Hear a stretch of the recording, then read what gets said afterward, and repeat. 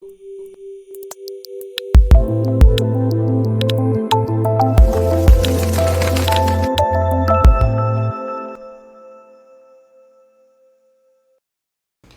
what happens when we do this? With men, it's easier to fall into the use of substances to cope with whatever is happening. And that substance use very easily becomes substance abuse or misuse because we're using these substances for all the wrong reasons.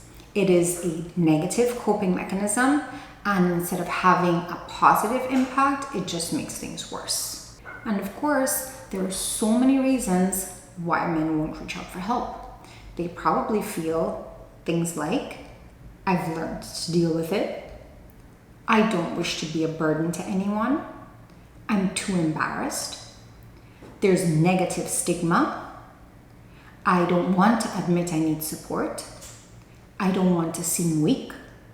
Or even, I have no one to talk to.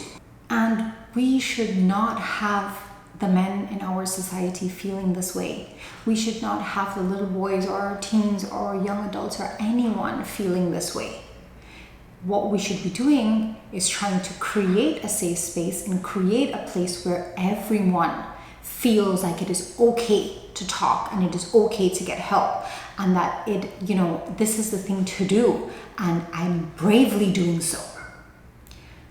With mental health issues, men don't experience it very differently from women. They still experience the sadness, the crying, the withdrawal. They experience the difficulties concentrating, focusing. They also have suicidal thoughts. They also have feelings of hopelessness, helplessness. They also struggle with self-esteem and self-confidence. This is not a woman problem. This is an everybody problem. And everyone experiences it regardless of gender.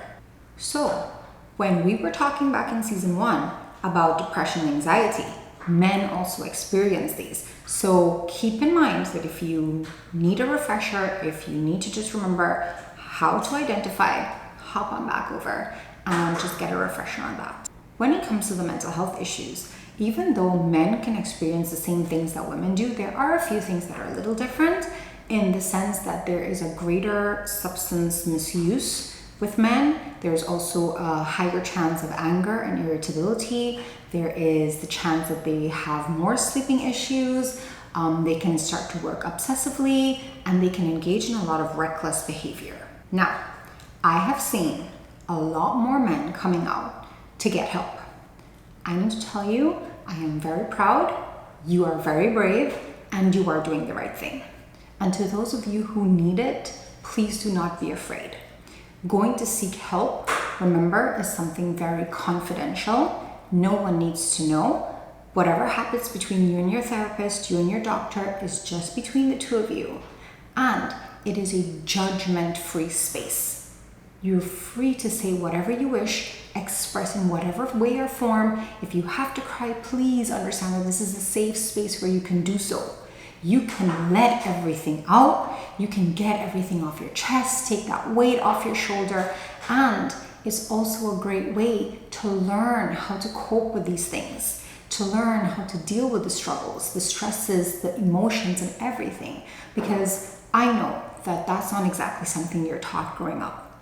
And it will take a lot of time to undo a lot of what you've learned, but it's not impossible.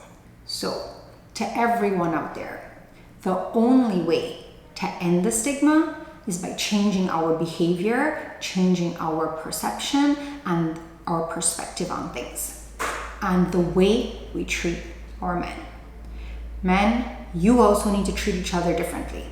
When men are coming to you, I know a lot of times, guys, they'll confide in one another, or they tend to, rub one another hard and just be rough and that kind of thing. But you also need to be able to be vulnerable and open up and express and talk without having to feel bad about it and without having people make fun of you for doing that.